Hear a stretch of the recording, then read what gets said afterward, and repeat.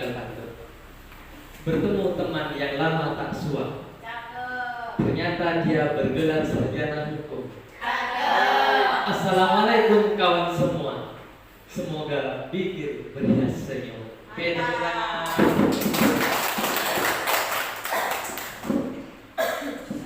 Baiklah Bapak Ibu sekalian, yang terhormat Kepala Sekolah SD 2 Galimoro Ibu Ida Sahadiandani, yang terhormat calon guru penggerak Ibu Feby LK Elsalina SPD dan Ibu Nur Halimah SPD, serta yang kami hormati Bapak Ibu sekalian, yang mudah-mudahan kita senantiasa dijaga dan dilindungi oleh Allah Subhanahu wa taala. Puji syukur kita panjatkan hadirat Allah Subhanahu wa taala yang telah memberikan kita kesehatan dan kesempatan sehingga kita bisa mengikuti acara desiminasi calon guru penggerak pada siang hari ini. Salawat masalah mudah-mudahan tetap tercurah limpahkan kehadirat Allah Subhanahu wa taala. Amin ya rabbal alamin. Baiklah Bapak Ibu sekalian, pada pagi hari ini, pada siang hari ini, acara disiminasi oleh calon guru penggerak kita dari SD 2 Galimoro atas nama Ibu Feby EKI Salina dengan fasilitator Bapak Sukroto dan pengajar praktek Ibu Zumrotus Solihah. Marilah sebelum acara kita mulai, kita bersama-sama buka dengan pembacaan suratul Fatihah dengan harapan mudah-mudahan acara ini berjalan dengan baik dan lancar. Ala hadiniyah wa ala kulli niyatin sholihah. Al-Fatihah.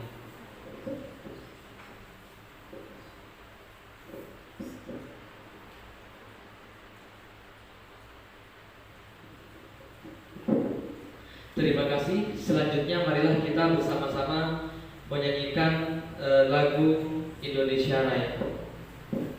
Kepada yang bertugas, Ibu Fitriah SPD dipersilakan. Hadirin dimohon berdiri.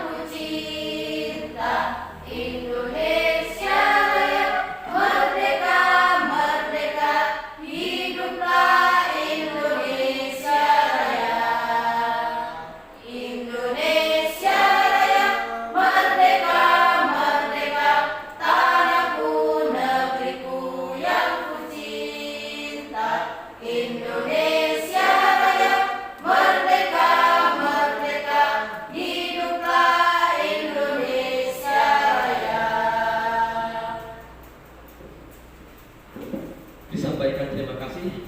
Bapak Ibu diperkenankan untuk duduk kembali.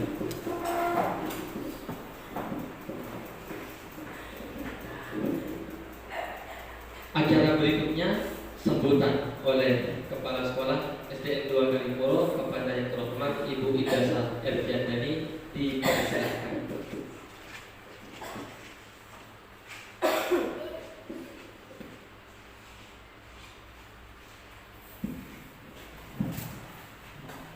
Bismillahirrahmanirrahim. Assalamualaikum warahmatullahi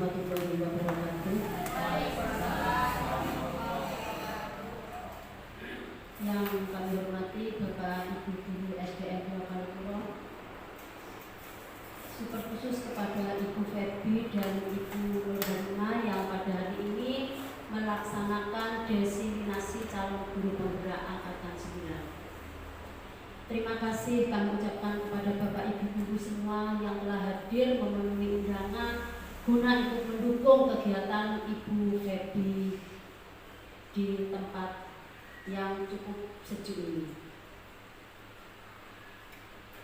Sholawat serta salam semoga tetap tercurah limpahkan kepada junjungan kita Nabi besar Muhammad SAW. Semoga kita kelak akan mendapatkan syafaat dari beliau. Bapak Ibu Guru yang kami hormati, acara diseminasi ini marilah kita sebagai acuan Bapak Ibu, khususnya kepada teman-teman yang belum mengikuti kegiatan Kala Guru Penggerak. Mudah-mudahan dengan kegiatan ini bisa menjadi acuan untuk Bapak Ibu Guru sehingga tidak lagi merasakan misalnya kalau kemarin sepertinya di antara takut iya dan tidak karena mungkin masih takut pada bayangan, takutnya tidak bisa. Nah, oleh sebab itu untuk kegiatan yang sudah sekian lama kita laksanakan ini mungkin bisa kita jadikan acuan sehingga Bapak Ibu Guru tidak perlu merasa ragu lagi untuk mengikuti ini seleksi ya, utamanya seleksi calon guru penggerak, karena di sini sudah ada Bu Febi dan ada Bu Nur Halimah, mungkin nantinya bisa membantu Bapak Ibu dalam kegiatan yang akan dilaksanakan. Mungkin itu yang bisa saya sampaikan, kurang lebihnya saya mohon maaf. Saya akhiri wabillahi taufiq wal hidayah. Wassalamualaikum warahmatullahi wabarakatuh.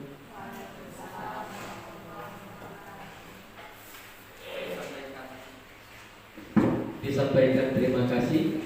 Selanjutnya acara diseminasi PGP Angkatan 9 kepada yang terhormat calon guru penggerak Ibu Febi Eka Elsalina SPD, sepenuhnya waktu dipersilahkan.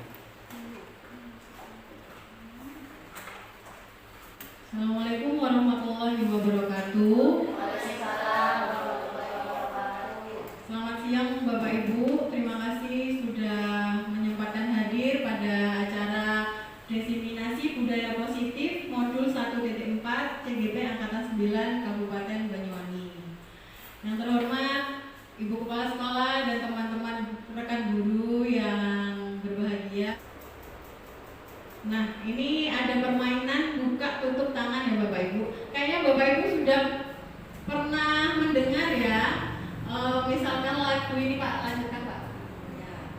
Buka tutup, pernah ya? Coba kita nyanyikan dulu bareng-bareng ya. 1, 2, 3. Buka tutup, bertepuk tangan. Buka tutup, tepuk tangan lagi. Digulung-gulung, lalu tersenyum gigi. Digulung-gulung, lalu tertawa. Nah, sekarang Bapak Ibu minta tolong berdiri semua, nggih. Kita nyanyikan lagu buka tutup sambil pakai gerakan ya. 1, 2, 3. Buka tutup, bertepuk tangan. Buka tutup, tepuk tangan lagi. Digulung-gulung, lalu tersenyum gigi. Digulung-gulung, lalu tertawa. Hahaha. Nah, sekarang Bapak Ibu ambil satu barang yang Bapak Ibu terdekat dari Bapak Ibu. Nah, sudah coba diangkat Bapak Ibu. Nah, sekarang saya tanyakan satu-satu ya, kenapa Bapak Ibu memilih barang tersebut? Mulai dari Bu Yuyun, ya. Alasan saya untuk memilih pulpen karena lebih dekat dengan saya dan banyak manfaatnya pulpen. Saya mengambil air minum, alasannya memang karena siang ini sangat panas sekali dan saya merasa haus, makanya yang paling utama saya ambil air minum.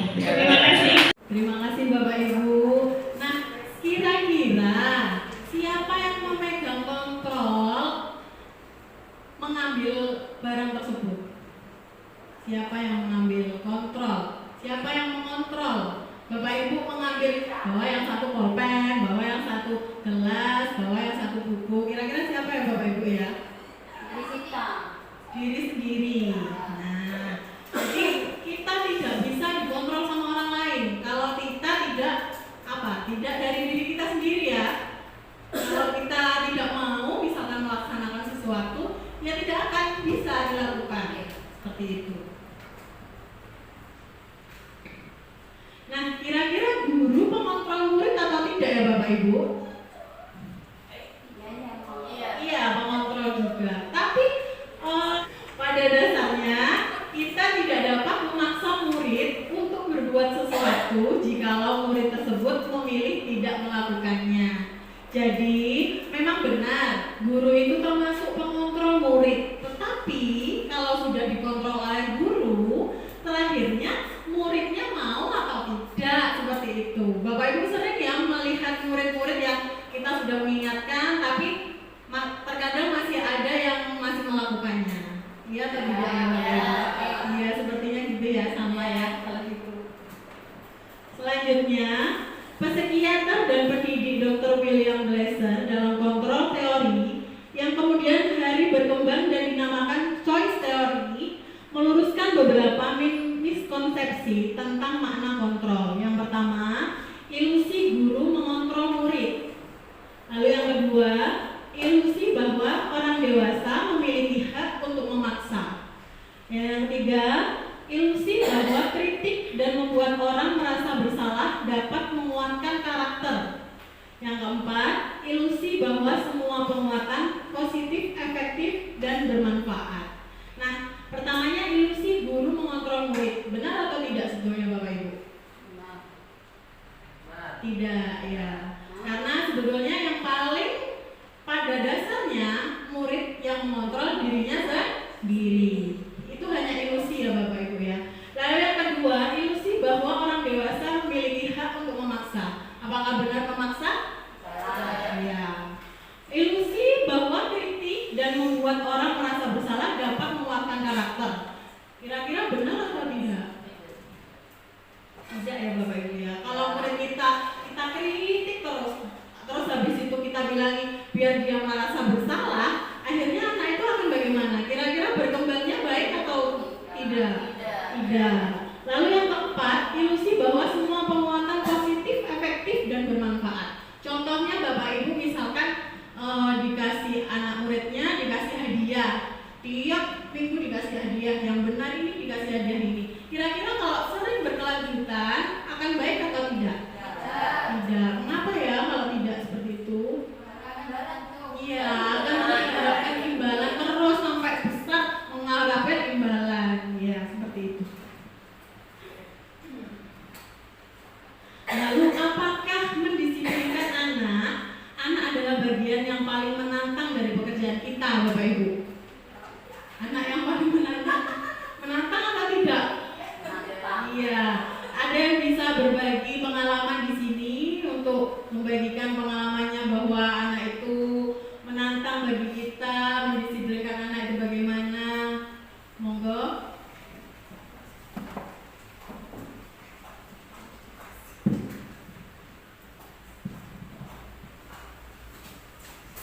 Terima kasih. Assalamualaikum warahmatullahi wabarakatuh. Di sini saya akan memberikan sedikit pengalaman saya tentang mendisiplinkan anak. Itu memang sangat sangat sulit kalau tidak dari kesadaran anak sendiri. Bahkan setiap hari diingatkan itu masih saja anak yang sama melakukan kesalahan yang sama. Contoh saja yang paling terlihat setiap hari Senin, ya itu sudah mengingatkan semuanya, Bapak Ibu pun mengingatkan kalau Senin berpakaian lengkap, topi dan dasi. Tapi masih ada saja anak-anak yang tidak berpakaian lengkap, alasannya lupa, dicuci, kotor, hilang dan sebagainya. Jadi itu sebuah tantangan kita sebagai guru, bagaimana mendisiplinkan anak. Karena memang sangat kesulitan yang sangat menantang sekali bagi pekerjaan kita. Selain kita cuma mengajar, mendidik, apalagi cuma administrasi, yang paling sulit ini adalah mendisiplinkan anak bagi saya. Terima kasih, itu tadi pengalaman sedikit dari saya. Wassalamualaikum warahmatullahi wabarakatuh. Nah, sangat berpengalaman sekali kan Bu Elo untuk mendisiplinkan murid itu memang susah ya Bapak Ibu ya. Monggo mungkin ada yang lain.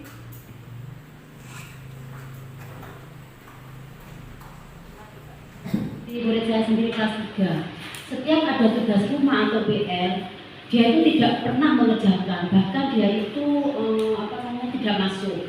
Kemudian dia mau masuk, tidak mau mengerjakan PR, kemudian mengucapkan seperti ini, paling sama bu guru Tobi, katanya begitu. Nah, akhirnya sebagai efek jerah, maka anak itu saya suruh mengerjakan PR di kelas 6. Jadi supaya anak itu merasa malu, sehingga nanti ke depannya anak itu kalau diberi tugas akan mengerjakan. Nah, alhamdulillah sekarang setiap dikasih tugas anak itu mengerjakan walaupun pekerjaannya itu salah. Mungkin itu sebagai pengalaman dari saya.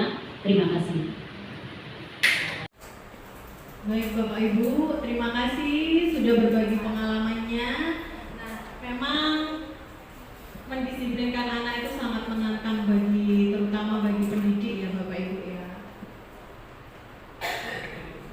Nah, apa tujuan dari disiplin positif? Tujuan dari disiplin positif adalah menanamkan motivasi yang ketiga pada murid-murid kita, yaitu untuk menjadi orang yang mereka inginkan dan menghargai diri sendiri dengan nilai-nilai yang mereka percaya. Next. Di sini ada hukuman, konsekuensi, dan restitusi Bapak Ibu. Kita bisa memberikan kepada murid itu ada hukuman, konsekuensi, atau restitusi. Kalau hukuman itu bersifat tidak terencana atau secara tiba-tiba, jadi mendadak seperti itu. Bersifatnya satu arah, biasanya dari gurunya lalu muridnya menerima. Lalu biasanya berupa fisik atau psikis. Kalau fisik biasanya pukulan, jubitan. Kalau psikis biasanya kata-kata yang menyakiti murid kita.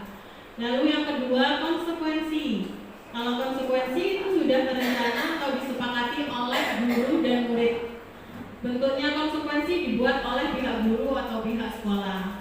Yang ketiga, restitusi. Yang restitusi ini menciptakan kondisi bagi murid untuk memperbaiki kesalahan mereka sendiri. Jadi kalau di restitusi itu memberikan supaya anak bisa menemukan masalah dan bisa memecahkannya, seperti itu. Nah, di sini ada cerita ya Bapak Ibu ya. Boleh saya bacakan ya sebentar. Iva kurang menguasai pelajaran matematika, sehingga pada saat pelajaran tersebut berlangsung, dia lebih banyak berdiam diri atau menggambar di buku pelajarannya. Pada saat guru matematikanya Pak Seno menanyakan pertanyaan, Iva menjadi gugup dan tak sengaja menjatuhkan tasnya dari kursi. Secara tiba-tiba menjadi gagap pada saat berupaya menjawab. Seluruh kelas pun tertawa melihat perilaku Iva yang bicara tergagap dan terkejut tersebut. Pak Seno pada saat itu membiarkan teman-teman Iva menertawakan Iva yang tergagap dan malu luar biasa. Dan malahan minta Iva untuk maju ke depan dan berdiri di depan kelas sambil menunjuk hidungnya karena tidak bisa menjawab pertanyaan Pak Seno. Kelas makin gaduh dan anak-anak pun tertawa melihat Iva di depan kelas memegang ujung hidungnya. Nah, dari cerita tersebut Pak Seno itu termasuk memberikan hukuman, konsekuensi, atau restitusi Bapak Ibu? Ya, hukuman. Karena apa Bapak Ibu Pak Seno kok memberikan hukuman?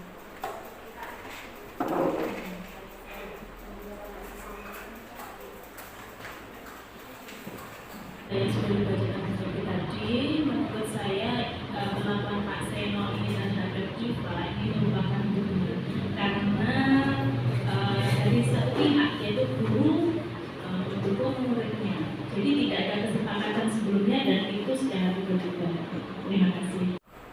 Ya, jadi Pak Seno itu memberikan hukuman kepada Iva karena Ivanya sudah terlalu salah, lalu teman-temannya menertawakan Iva akhirnya. Maka dari itu Bapak Ibu, kita harus membentuk keyakinan kelas. Jadi keyakinan kelas itu berbeda dengan peraturan kelas. Kalau peraturan kelas dibuat oleh guru. Kalau keyakinan kelas itu kita bekerja sama dengan murid. Jadi kita sepakati apa keyakinan kelas yang akan dilakukan di kelas kita. Jadi keyakinan kelas itu sudah disepakati guru dan murid.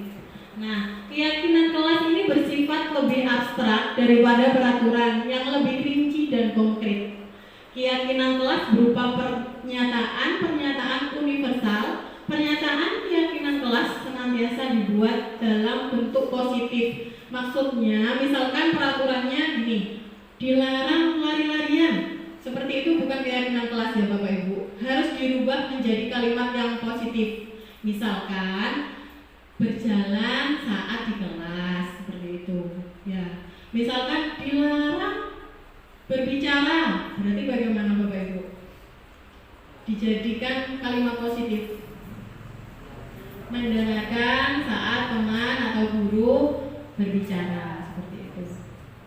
Lalu yang ketiga, keyakinan kelas hendaknya tidak terlalu banyak sehingga mudah diingat dan dipahami oleh semua warga kelas.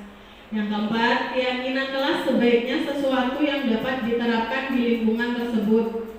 Semua warga kelas hendaknya ikut berkontribusi dalam pembuatan keyakinan kelas lewat kegiatan curah pendapat.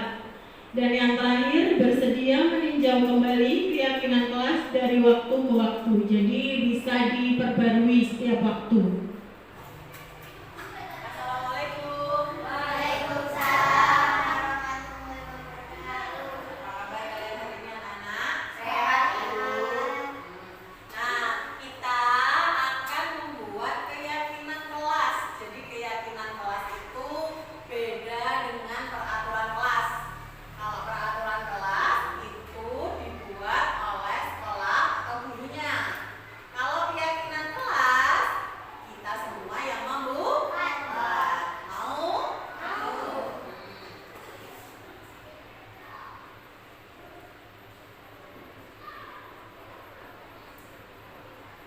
Kira-kira apa ya keyakinan di kelas kita yang pertama?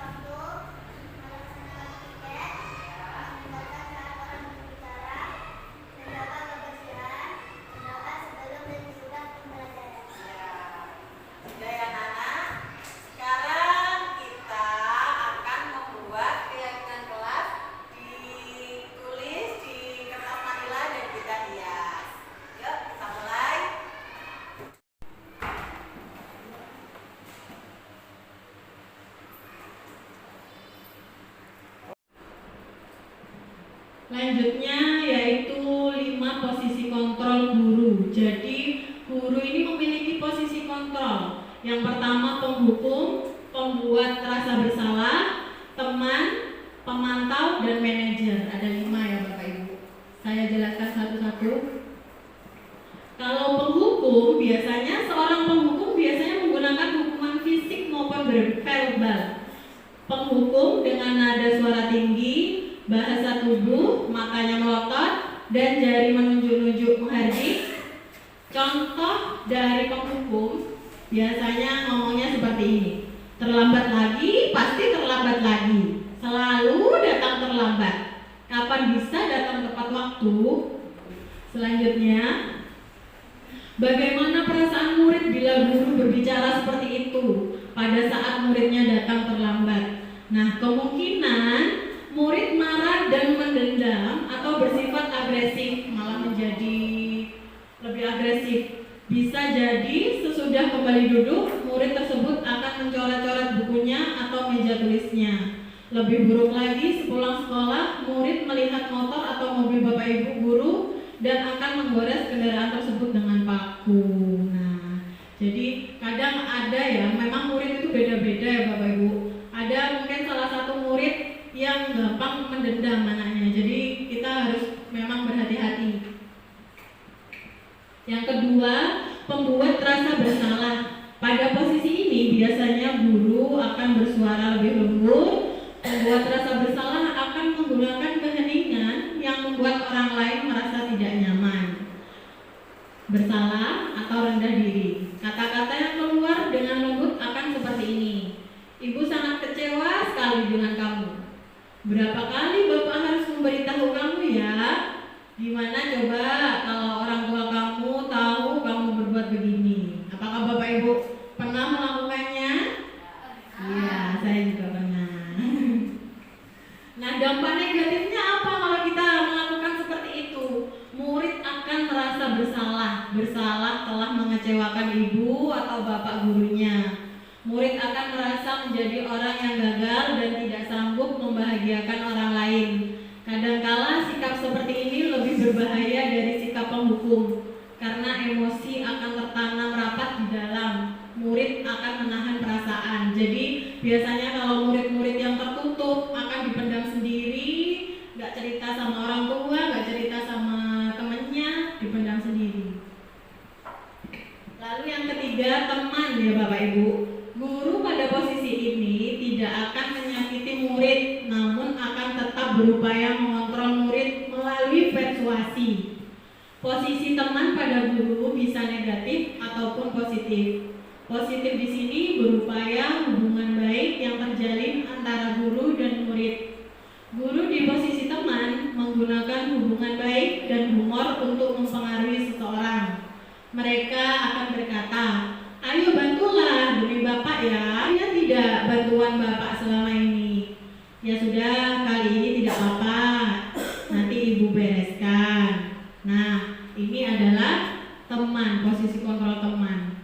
Apakah ada Bapak Ibu di sini yang pernah melakukannya? Kira-kira baik atau tidak ya Bapak Ibu? Ada dampak negatifnya atau tidak ya? Ada dampak negatifnya. Next. Hal negatif dari posisi teman adalah bila suatu saat guru tersebut tidak membantu, maka murid akan merasa kecewa dan berkata, saya pikir Bapak Ibu teman saya. Murid merasa dikecewakan dan tidak mau lagi berusaha. Hal lain yang mungkin timbul adalah murid hanya akan bertindak untuk guru tertentu dan tidak untuk guru lainnya. Murid akan tergantung pada guru tersebut. Jadi muridnya akan pilih-pilih biasanya Bapak Ibu kalau kita di posisi teman ini. Lalu yang keempat, pemantau. Memantau berarti mengawasi. Pada saat kita mengawasi, kita bertanggung jawab atas perilaku orang-orang yang kita awasi. Posisi pemantau berdasarkan pada peraturan-peraturan dan konsekuensi. Dengan menggunakan sanksi atau konsekuensi, kita dapat memisahkan hubungan pribadi kita dengan murid. Sebagai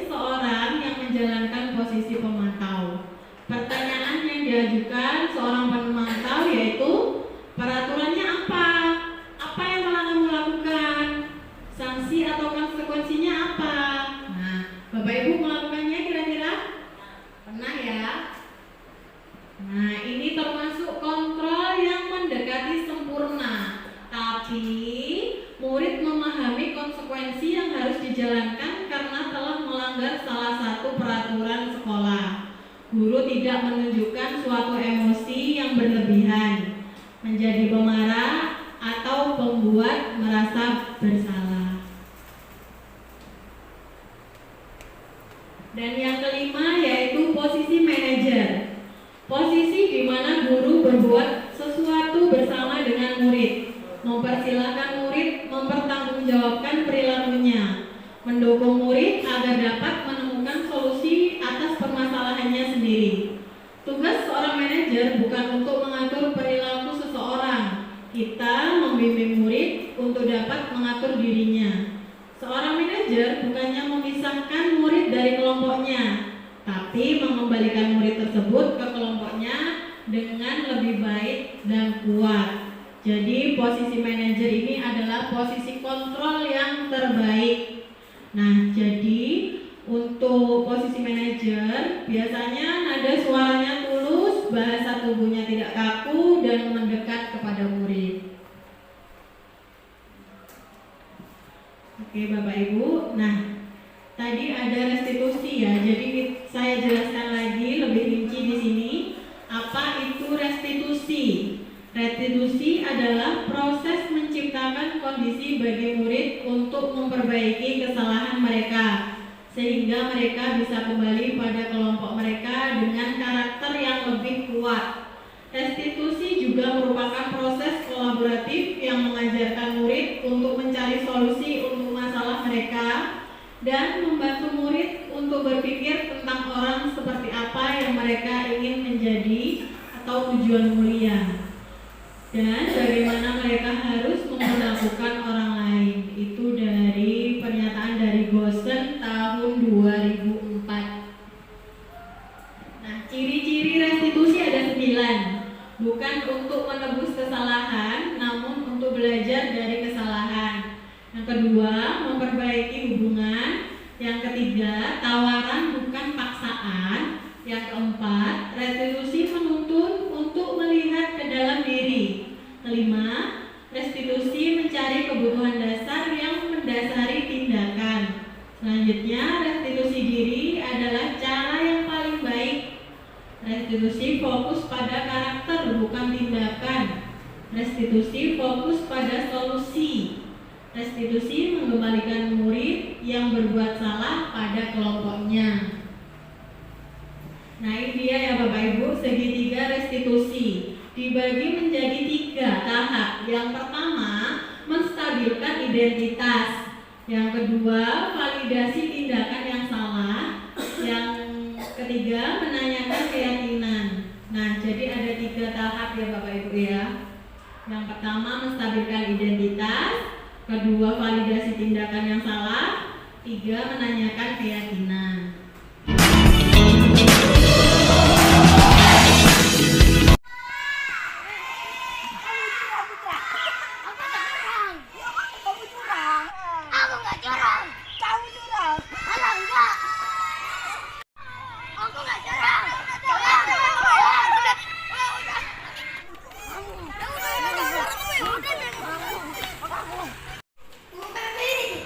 Ada apa Sudi? Putra sama Karim berantem.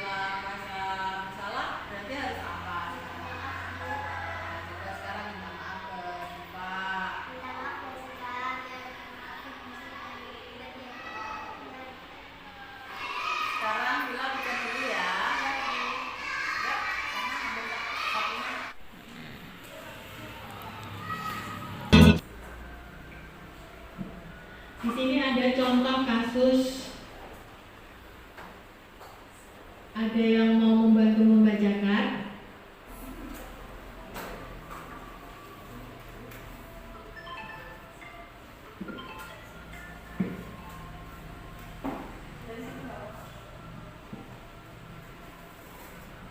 Sabrina hari itu bangun terlambat dan terburu-buru sampai di sekolah. Dia pun akhirnya sampai di gerbang sekolah, tapi baru menyadari kalau tidak menggunakan sepatu hitam seperti tertera di peraturan sekolah. Di depan pintu kelas, Bapak Lukman memperhatikan sepatu Sabrina yang berwarna coklat. Sabrina berusaha menjelaskan bahwa dia terburu-buru dan salah mengenakan sepatu. Pak Lukman menanyakan Sabrina, apa peraturan sekolah tentang seragam warna sepatu? Sabrina menjawab, sudah mengetahui sepatu harus berwarna hitam, namun terburu-buru dan salah mengenakan sepatu. Selain tidak mungkin kembali pulang karena rumahnya jauh sekali, Pak Lukman tetap bersikeras pada peraturan yang berlaku dan mengatakan, ya sudah, kamu sudah melanggar peraturan sekolah, kamu salah, sudah terlambat, salah satu warna sepatunya. Segera buka sepatumu kalau tidak bisa mengenakan warna sepatu sesuai peraturan. Sabrina meminta maaf dan memohon kembali kepada Pak Lukman agar tetap dapat mengenakan sepatunya dan berjanji tidak akan mengulang kesalahannya. Namun Pak Lukman tidak mau tahu. Tidak, kamu telah melanggar peraturan sekolah. Kalau tidak sanggup, ambil sepatu di rumah atau diantarkan sepatu ke sekolah. Ya sudah, kamu tidak bersepatu saja seharian di sekolah. Sekarang copot sepatumu dan silakan belajar tanpa sepatu seharian. Sabrina pun dengan berat hati mencopot sepatunya dan memberikannya kepada Pak Lukman. Seharian dia tidak berani berkeliling sekolah karena malu dan lebih banyak berdiam diri di kelas tanpa alas sepatu. Terima kasih Bu Hovi. Nah, Bapak Ibu, dari kasus di atas, kira-kira Bapak Lukman itu memiliki posisi kontrol seperti apa? Mungkin ada yang bisa menambahkan? Monggo Bu Salama. Ya, terima kasih atas waktunya. Posisi kontrolnya ya sebagai efek jerah. Karena Pak Lukman berkata, ya sudah, kamu sudah melanggar peraturan sekolah, kamu salah, tidak terlambat, salah pula memakai warna sepatunya. Segera buka sepatumu kalau tidak bisa mengenakan warna sepatu yang sesuai. Kemudian Pak Lukman memberikan hukuman berupa Sabrina harus melepaskan sepatunya dan belajar tanpa sepatu seharian. Tindakan ini tidak terencana, tidak melibatkan Sabrina dalam pengambilan keputusan dan membuat Sabrina merasa malu dan tidak nyaman. Terima kasih.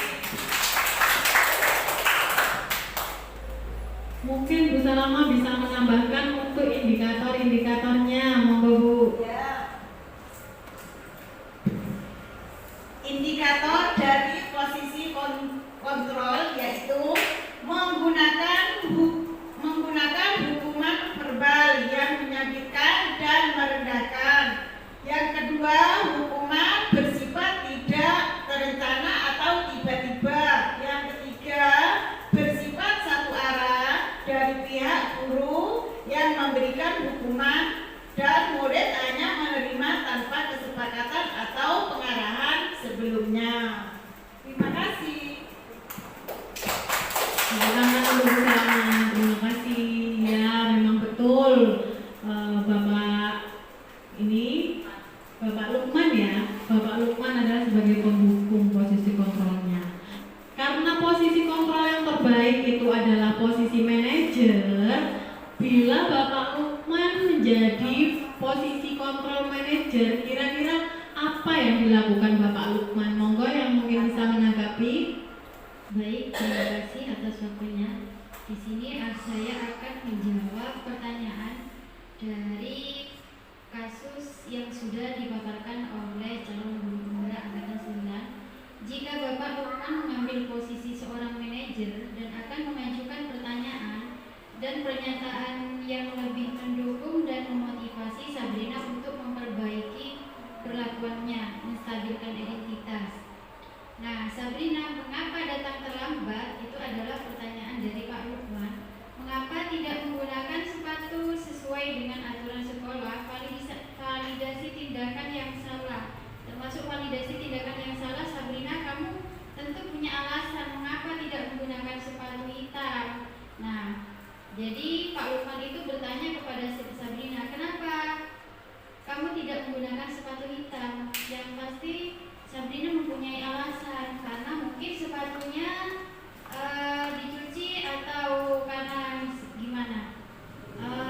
Sabrina, nampaknya kamu terburu-buru supaya tidak terlambat sekolah ya? Iya Pak, menanyakannya, yaitu termasuk menanyakan seperti itu termasuk menanyakan keyakinan.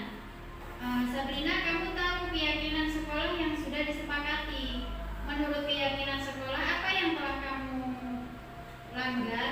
Nah, tentunya Sabrina sudah menjawab pertanyaan dari Pak Lukman bahwa apa yang mereka lakukan itu termasuk sebuah pelanggaran. Mungkin seperti itu dari kami, kurang lebihnya mohon maaf. Assalamualaikum warahmatullahi wabarakatuh. Terima kasih Bu Halimah. Nah, jadi memang kalau posisi manajer itu harus melalui tiga tahap ya Bapak Ibu. Yang pertama menstabilkan identitas, yang kedua validasi tindakan yang salah, yang ketiga menanyakan keyakinannya.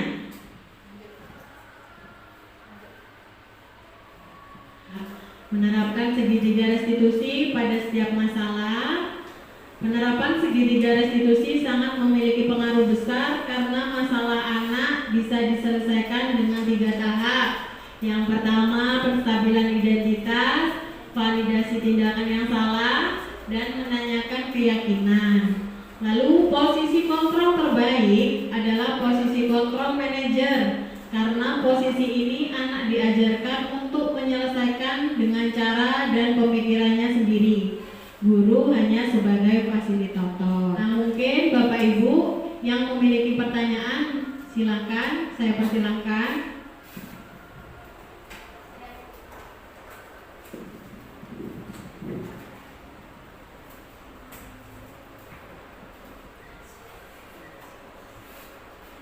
Nah, dari 5 posisi kontrol yang dimiliki guru, yang paling baik adalah manajer. Yang mau saya tanyakan, di posisi manakah minimal kontrol seorang guru? Terima kasih.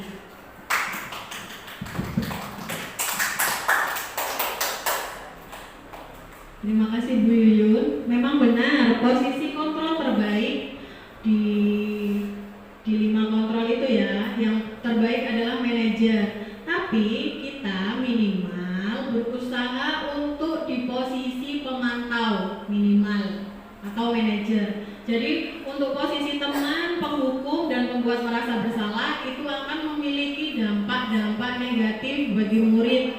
Sehingga yang minimal kita harus bisa menjadi pemantau Bapak Ibu. Terima kasih. Nah, sekarang refleksi ya Bapak Ibu. Aja ya Bapak Ibu ya. Untuk kegiatan refleksi nanti saya beri sticky notes. Bapak Ibu nanti menuliskan hal-hal yang dipelajari hari ini, lalu harapan Bapak Ibu ke depannya, dan refleksi bagi calon guru penggerak.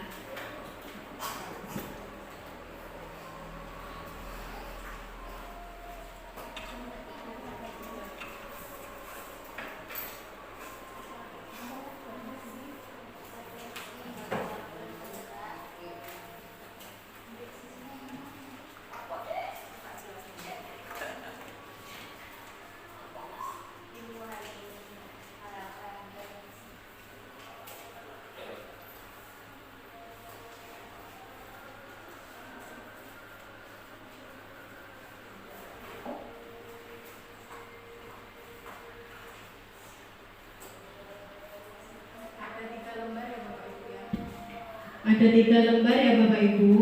Yang pertama, nanti Bapak Ibu menuliskan hal-hal yang dipelajari hari ini. Yang kedua, harapan Bapak Ibu ke depannya setelah mengetahui disiplin positif diseminasi hari ini. Dan yang ketiga, refleksi bagi calon guru penggerak.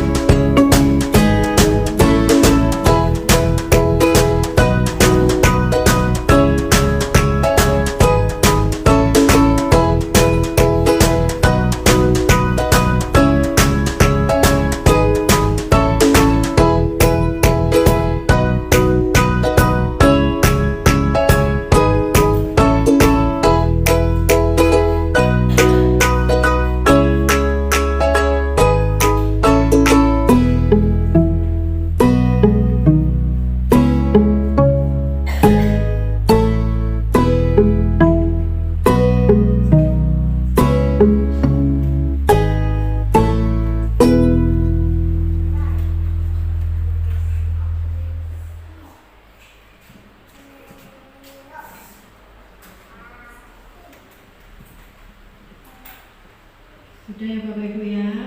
Saya bacakan satu saja ya untuk sampling. Hal-hal yang dipelajari hari ini yaitu 5 posisi kontrol dan segitiga restitusi. Ya, harapannya guru penggerak terus bisa memberi wawasan bagi kami. Lalu refleksinya sudah bagus, semoga kedepannya bisa lebih baik lagi ya. Terima kasih Bapak Ibu. Bapak Ibu, kurang lebihnya mohon maaf. Wassalamualaikum warahmatullahi wabarakatuh. Waalaikumsalam warahmatullahi wabarakatuh. Terima kasih kepada Ibu Felbi Eka Eksalina yang telah memaparkan materi desiminasi. Selanjutnya ada terakhir pantun.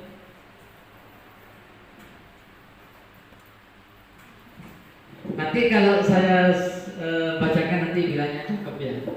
Nonton TV sambil bernyanyi, makan melon di gunung ranting, niat hati hanya ingin berbagi, jika ada salah kata I am sorry.